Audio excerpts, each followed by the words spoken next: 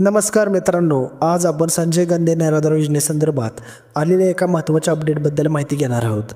या योजनेअंतर्गत लाभार्थ्यांना दरमहा 2100 रुपये मिळण्याची घोषणा कधीपासून लागू होणार आहे याची सविस्तर माहिती आपण या व्हिडिओमध्ये पाहणार आहोत। त्यामुळे हा व्हिडिओ शेवटपर्यंत नक्की पहा।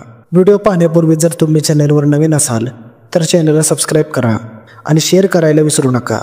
मुख्यमंत्री देवेंद्र फडणवीस यांनी झालेल्या प्रेस कॉन्फरन्समध्ये संजय गांधी निराधार योजनेसंदर्भात महत्त्वाचे विधान केले आहे। त्यांनी सांगितले आहे की महायुतीच्या वचननाम्यात वचन दिलं होतं की 1500 रुपयाची पेन्शन वाढवून 2100 रुपये केली जाईल, परंतु सध्या याची अंमलबजावणी त्वरित होणार नाही।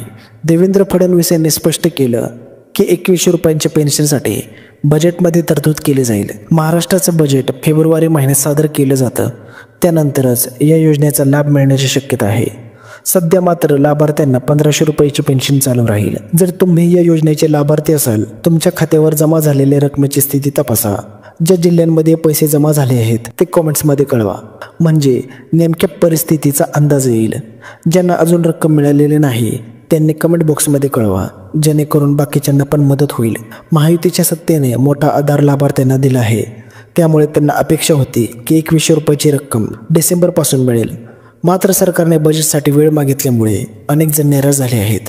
फेब्रुवारीमध्ये बजेट सादर होईपर्यंत लाभार्थ्यांना 1500 रुपयाची पेन्शन नियमितपणे मिळत राहील। 2100 रुपयाच्या लाभासाठी फेब्रुवारीपर्यंत प्रतीक्षा करावी लागेल।